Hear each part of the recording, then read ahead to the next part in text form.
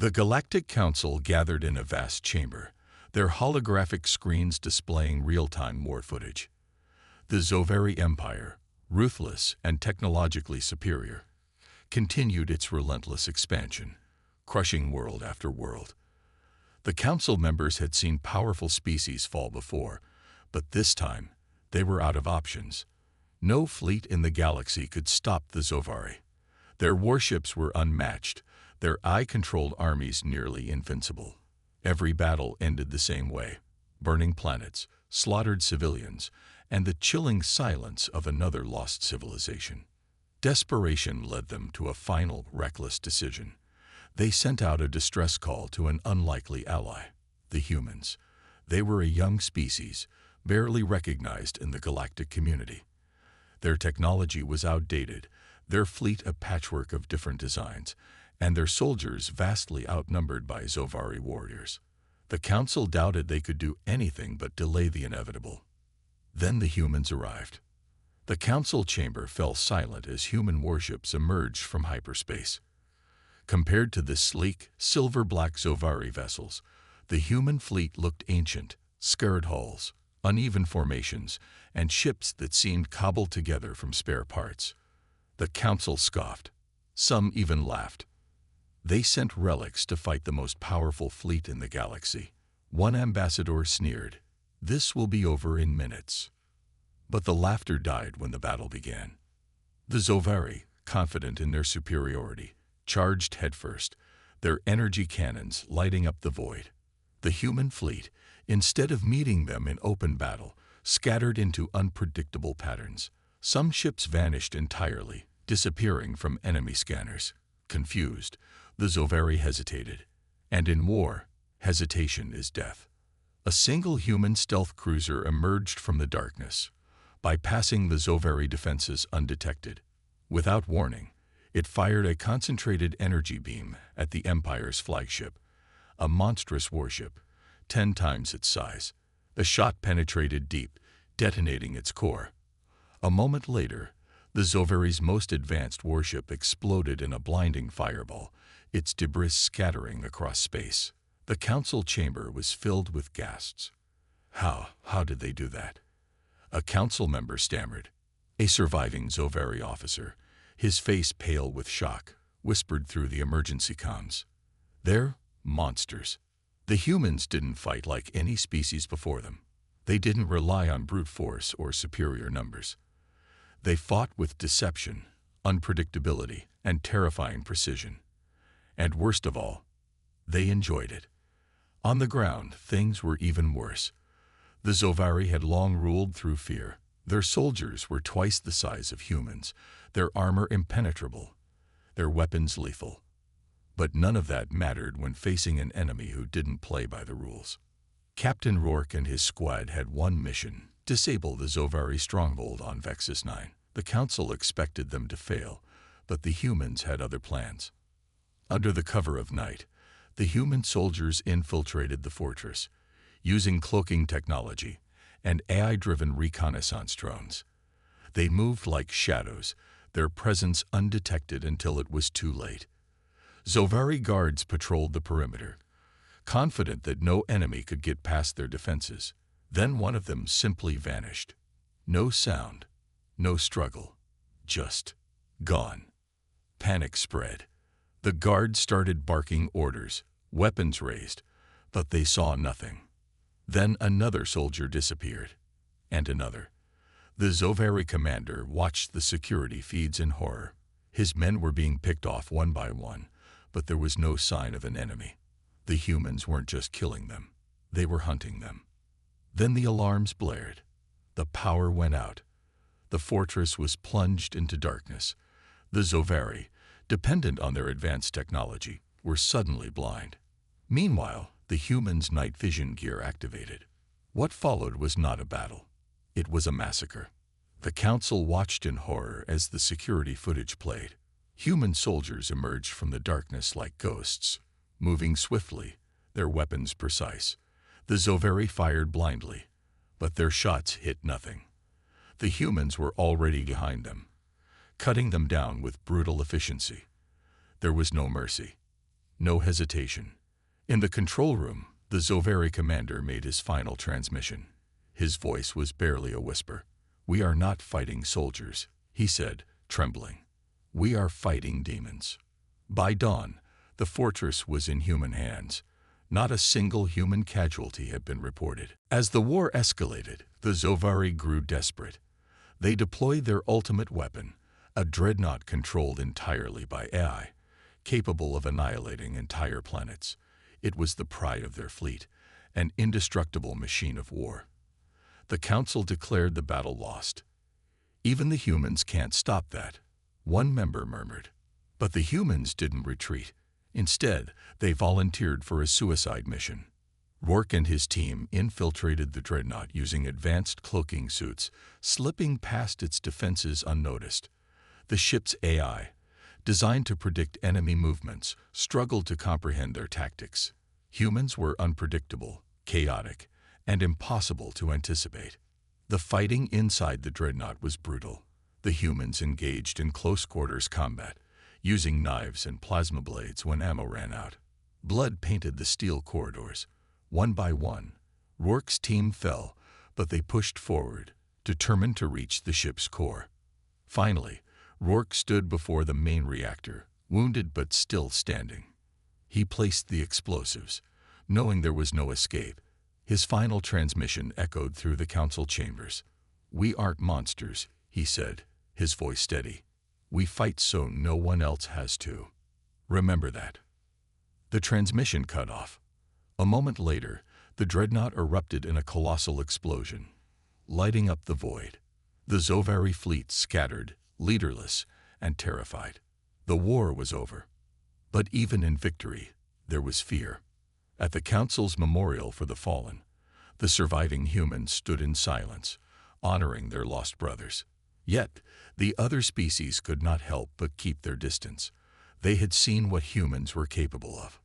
After the ceremony, the council leader approached a human diplomat. "How does your species produce such warriors?" he asked hesitantly. The human smiled, but there was something in his eyes, something ancient, something terrifying. "We learned the hard way," he said. "On our world, you fight every day just to survive. Be grateful we fight for you, and not against you." The council chamber fell silent. No one dared to argue. Commander Jorvik stood at the observation post, his fur bristling with unease as he watched the human operation unfold. The battlefield below was illuminated by the flickering fires of the Zovari stronghold, but there were no sounds of traditional warfare, no artillery barrages, no thundering of heavy armor, no waves of soldiers clashing. There was only silence and fear. The humans had arrived hours earlier, a small force of barely a dozen soldiers. Jorvik had scoffed at their numbers and lack of heavy equipment. Compared to the Zovari, who were clad in advanced battle armor and armed with plasma cannons, the humans seemed fragile, thin, without the bulk or stature of most warrior species. They wore strange, flexible suits and carried lightweight weapons. They had no armored vehicles, no mechanized support. It looked like suicide. But what happened next made Jorvik question everything he knew about warfare. The first sign of human action was the sudden blackout of the stronghold's perimeter lights. In an instant, the fortified walls were swallowed by darkness. The Zovari soldiers barked orders, activating their night vision systems and motion sensors, but nothing showed up. There was no sound of incoming forces, no visible movement. And then the screaming began. A patrol near the east gate reported strange distortions in their sensors. A second later, their channel cut off with a burst of static. The western watchtower reported the same, and then fell silent. Squad after squad went dark, their last words panicked and broken. The Zovari started firing into the night, their energy weapons lighting up the darkness in blind desperation. But they hit nothing. Jorvik's claws dug into the railing as his ears twitched at the chaos below. The Zovari, known for their discipline and fearlessness, were unraveling. Their commanders shouted for order, but terror spread faster than commands. Then came the explosions, Small, controlled detonations erupted inside the stronghold, cutting off power and communications. Flames spread, casting long, flickering shadows. Through the fire and smoke, shapes began to move, silent, swift, and deadly. The humans. Jorvik's eyes widened as he saw them for the first time. They didn't fight like soldiers. They moved like predators. A group of 3 slipped through the chaos, their forms flickering in and out of visibility as they activated personal cloaking devices. One approached a group of Zovari from behind, his blade flashing once before all 4 enemies crumpled to the ground without a sound. Another human tossed a device into a crowd, a flash of light, and the area was filled with thick, choking smoke. The screams grew louder. A Zovari officer rallied his troops, forming a defensive line. It didn't matter. From the shadows, human snipers picked them off with terrifying precision. 1 shot, 1 kill. They never saw where the fire came from. The line broke almost immediately. Jorvik's breathing grew shallow. These humans weren't soldiers. Soldiers fought with discipline, with strategy. Humans fought with fear. They used fire and darkness, confusion and deception. They didn't engage directly. They hunted. A desperate Zovari commander activated the stronghold's automated defense turrets. The heavy cannons swiveled, targeting the human heat signatures. Before they could fire, the humans responded. A single missile streaked from the shadows and struck the turret control center. The entire system went offline. Jorvik's claws trembled. How could a handful of soldiers dismantle an entire stronghold with such terrifying efficiency? The answer came when he saw their leader. A human emerged from the smoke, his face obscured by a sleek, featureless helmet. He walked calmly through the chaos, his rifle firing with mechanical precision. Zovari soldiers charged him. He didn't even flinch. He dropped them with swift, controlled bursts. When his ammo ran out, he drew a short, serrated blade and continued forward. The way he moved, cold, relentless, sent a shiver down Jorvik's spine. The humans reached the central command building. They didn't storm the entrance. They blew the walls apart. The blast rocked the observation post. Through the flames, the humans advanced. The last thing Jorvik saw through the feed was the Zovari commander's face, twisted in terror, before the humans reached him. Silence fell over the battlefield. The fires crackled.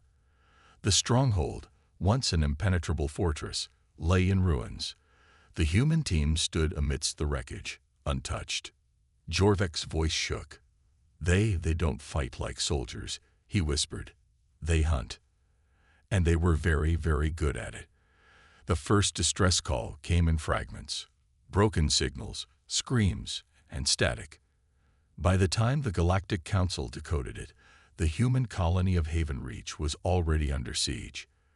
The Zovari attacked without warning, their ships descending like a storm. Civilian escape routes were cut off, and the planet's defenses fell within hours. When Orcs' team got the news, everything changed. Jorvik had seen the humans fight before, but this was different.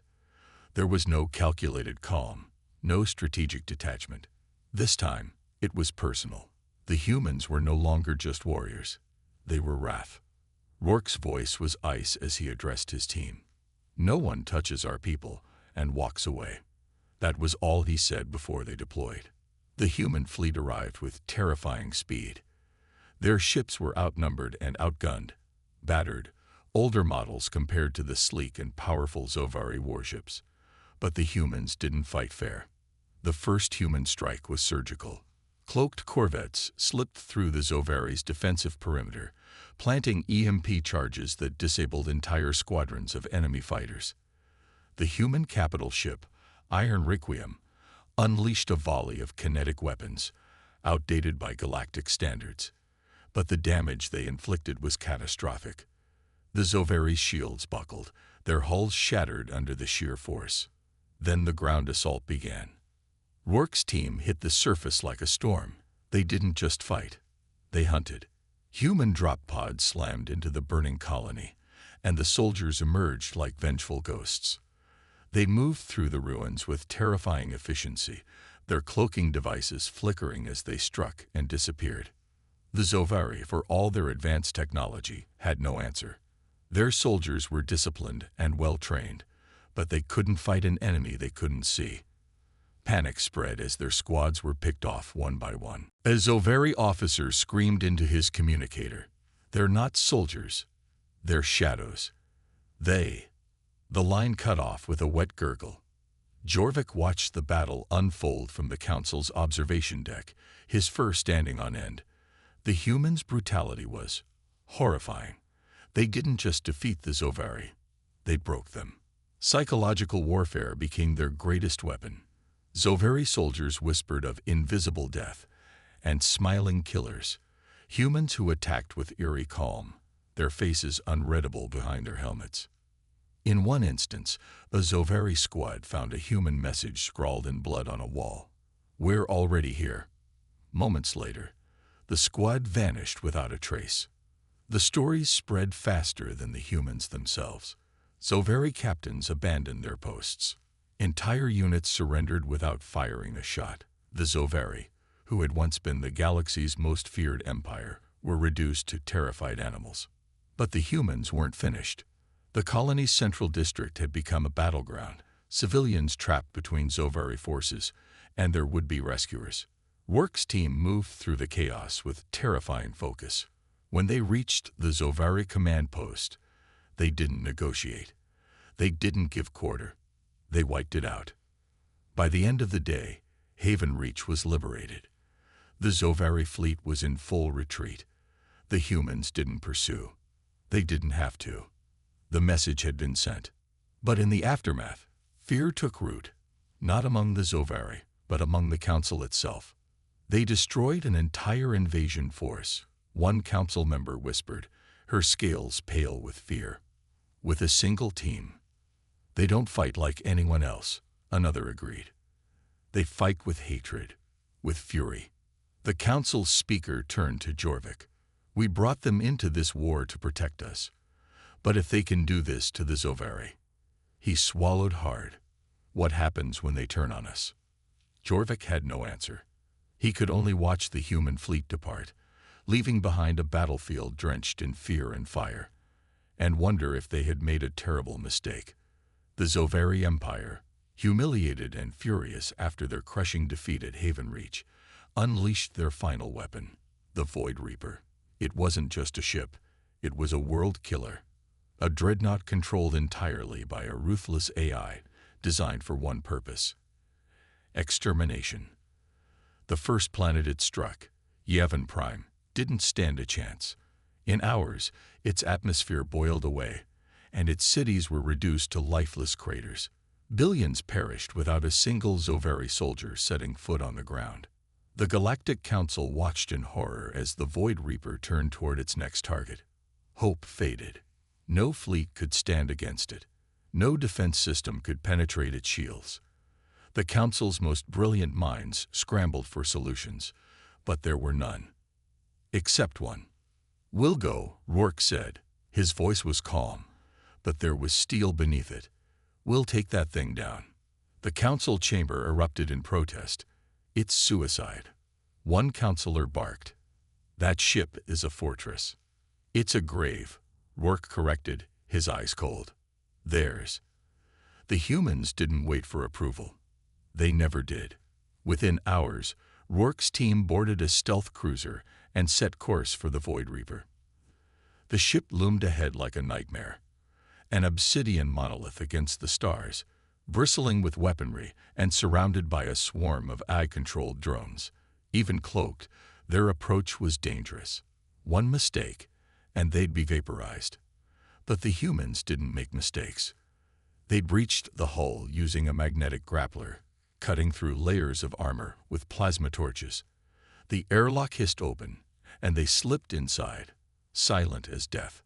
The corridors of the Void Reaper were a metallic maze, dimly lit and filled with the constant hum of the ship's systems. The humans moved with eerie efficiency, their AI companions projecting holographic decoys and scrambling sensors. They advanced without a sound, until the first wave of defenders came. The ship's AI unleashed its robotic guardians, sleek, humanoid machines with glowing red eyes and razor-sharp limbs. The humans met them head-on. The fighting was brutal and fast. Bullets and plasma bolts tore through the air. Rourke moved like a predator, his rifle spitting death as his team followed in perfect formation. The robots were fast, but the humans were faster, their instincts honed by years of war. They fought in brutal close quarters, blades flashing and blood spilling. But the ship fought back. Turrets emerged from the walls, cutting down two of Rourke's soldiers before they could react. Explosions rocked the corridors, sending shrapnel through the air. The team pressed forward, but the cost was high. They reached the reactor chamber, a vast, zero-gravity sphere glowing with pulsing energy. The AI unleashed its final defense, a massive, spider-like machine bristling with weapons. The humans attacked without hesitation. The battle was chaos. In the weightlessness, the soldiers moved in 3 dimensions, dodging energy blasts and returning fire. Rourke's closest friend, Sergeant Hale, planted a charge on the machine's back and was impaled before he could detonate it. With his dying breath, he pressed the trigger. The explosion sent Rourke spinning through the air, his suit's stabilizers failing. When he regained control, the machine was gone, but so was half his team. Only 3 humans remained. The reactor was within reach, but the ship's eye wasn't finished. It spoke for the first time, a cold, mechanical voice that echoed through the chamber. "You cannot stop me. Surrender, and your deaths will be painless." Rourke's response was a bullet. They planted the charges, but the last of the defenders closed in. One by one, Rourke's soldiers fell. Corporal Rise went down covering their escape, her last grenade taking a dozen robots with her. Finally, only Rourke remained. Bleeding, his armor cracked, he activated the detonator. The reactor erupted in a blinding flash. The Void Reaper died screaming. The human stealth ship barely escaped the blast, dragging Rourke's broken body from the wreckage. The Zovari Empire's ultimate weapon was gone. The galaxy was saved. But the cost was written in blood. And the Galactic Council watched in silence, knowing they had witnessed something terrifying. Not just the destruction of a world killer, but the lengths humanity would go to win. "They fight like demons," one counselor whispered. "No," Jorvik corrected, his voice filled with something close to awe. "Demons would fear them." Rourke's breathing was ragged. Every step sent a fresh wave of pain through his body. His armor was cracked and scorched, the left side barely functioning. Blood leaked from a gash above his brow, clouding his vision. But he kept moving. He had no other choice. The corridor stretched ahead, dim and silent, except for the distant, mechanical sounds of the dreadnought. A cold, metallic heartbeat. The Void Reaper was alive in its own way, guided by the merciless intelligence of the AI that controlled it. Rourke knew the ship wouldn't let him reach the core without a fight. He staggered forward, rifle raised. The air was thick with the scent of ozone and burning metal. Behind him, his team lay silent. Rise, Hale, Lorne. They had given everything so he could get this far. Their sacrifice weighed heavily on his shoulders, but there was no time for grief. The lights flickered. A low hiss filled the corridor. Rourke spun just as a robotic guardian lunged from the shadows. The machine was fast, a blur of steel and claws. But Rourke was faster. His rifle barked, sending a spray of bullets through its chest. Sparks flew as it collapsed, but 2 more replaced it. Rourke didn't hesitate. He fired until his magazine clicked empty, then switched to his combat knife. The first machine fell with a blade through its eye, but the second slammed him against the wall. Pain exploded through his ribs. He drove his knee into the machine's torso, forcing it back, then finished it with a brutal slash across the throat. He stumbled away, panting. The core chamber was close. He could feel the heat rising. the pulse of energy that kept the ship alive. He pushed forward, every step a battle against his own failing body. The doors to the core slid open with a hiss. The chamber was enormous, a vast, circular space dominated by a glowing sphere of blue energy. The core pulsed like a heart, sending waves of light cascading across the walls. Conduits and control panels surrounded it, humming with power. Rourke limped toward the nearest console. He didn't have much time. The ship's ad would be coming. He worked quickly, his fingers flying over the controls. He bypassed security protocols, overrode the safety measures, and began the overload sequence. Warning, the AI's cold voice echoed through the chamber. Core destabilization will result in total destruction. Cease this action immediately. Not a chance, Rourke muttered. The countdown began. 5 minutes. That was all he had. He turned away from the console, scanning the room. He needed to hold his ground. The AI wouldn't let him leave alive. He reloaded his rifle with shaking hands and took position behind a console. The first wave came fast. Drones swarmed through the doors, sleek and deadly. Rourke fired in controlled bursts, cutting them down as they approached. Explosions lit the chamber, sending debris raining down. He moved constantly, never staying in one place long enough to be pinned down. A laser blast grazed his shoulder, searing through his armor. He gritted his teeth and kept firing. 3 minutes. The AI changed tactics. The next wave was heavier, towering war machines armed with plasma cannons. Rourke dove behind cover as the air filled with fire. He launched a grenade, the explosion sending one of the machines crashing to the ground. The second advanced, undeterred. Rourke rose and fired.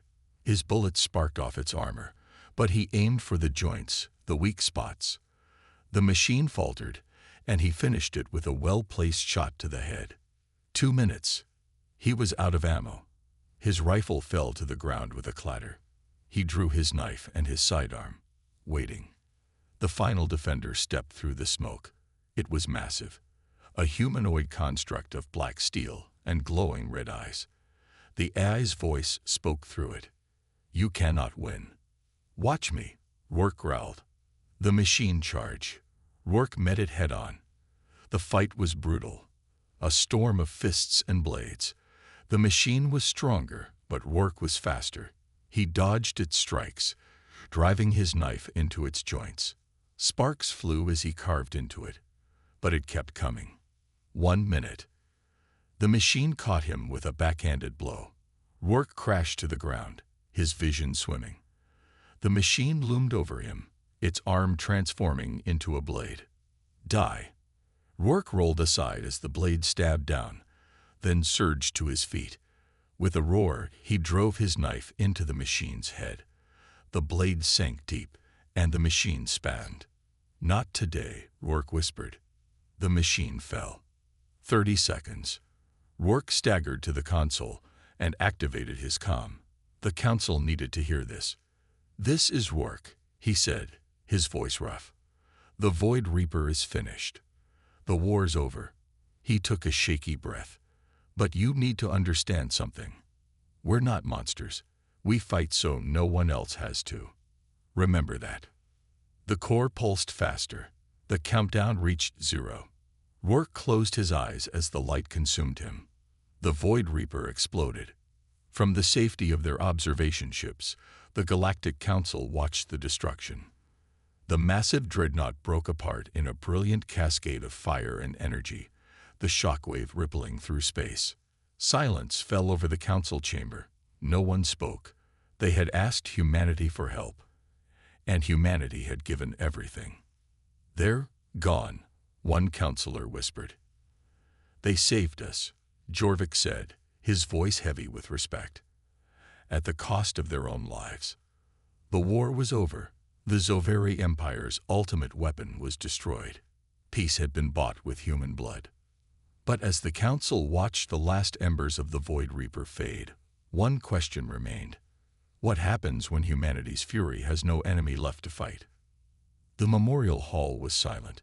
a vast, solemn space filled with the weight of sacrifice and the ache of loss.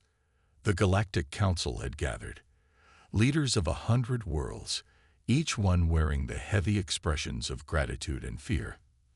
At the center of the hall stood a towering monument, a shining pillar of obsidian and light, engraved with the names of the fallen. And at the very top, one name stood alone: Rourke, the human who had saved them all. The ceremony began with the soft hum of ancient instruments, a mournful melody that drifted through the air like a gentle wind. Holographic images flickered to life, moments from the war, human ships diving into battle, soldiers fighting side by side with alien allies, and finally, the last transmission from Rourke himself: "We fight so no one else has to. Remember that." The words echoed in the hall, and for a moment, there was only silence. Then the council leader, High Chancellor Davrik, stepped forward. His scales shimmered under the light, his usually stern face softened with something close to sorrow. "We stand here today," Davrik began, his voice steady but heavy, "because of the courage and sacrifice of the human race. When our worlds were threatened, when hope seemed lost, they answered our call. They bled for us. They died for us. And in their final hour, they asked for nothing in return, but that we remember why they fought." A murmur rippled through the crowd, a mix of gratitude and unease. The humans had saved them, yes, but at what cost? And what did it say about humanity that they could fight with such terrifying fury? Davrik raised his hand, and the hall fell silent again.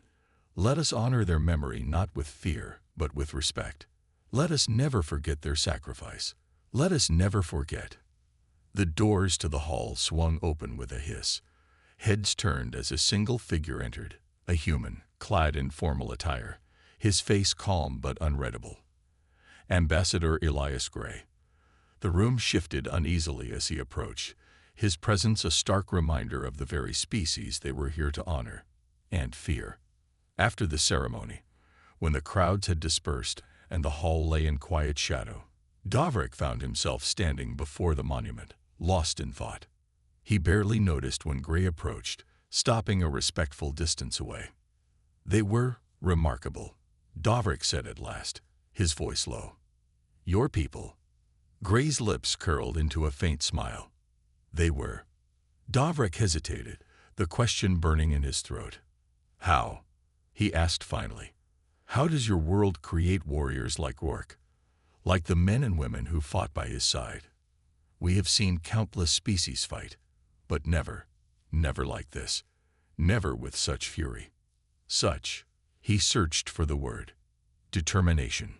Gray's smile didn't waver, but there was something in his eyes, something ancient and hard. "We learned the hard way," he said quietly. "On Earth, you fight every day just to survive. Our world, it's not kind. It never has been. Every step forward, every inch of progress, we've had to fight for. Against predators, against nature, against each other." Davrik frowned. "But you have unity now. Peace."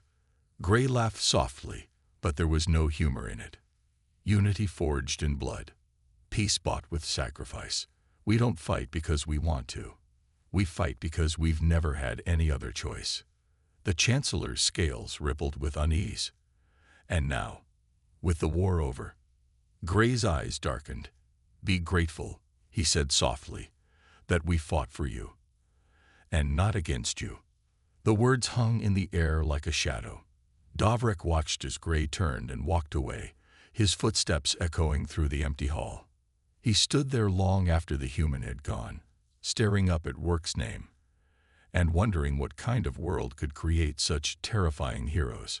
Far above, the stars burned cold and distant, and somewhere, deep in the endless night, the galaxy wondered if it had just been saved, or merely given a glimpse of something far more dangerous.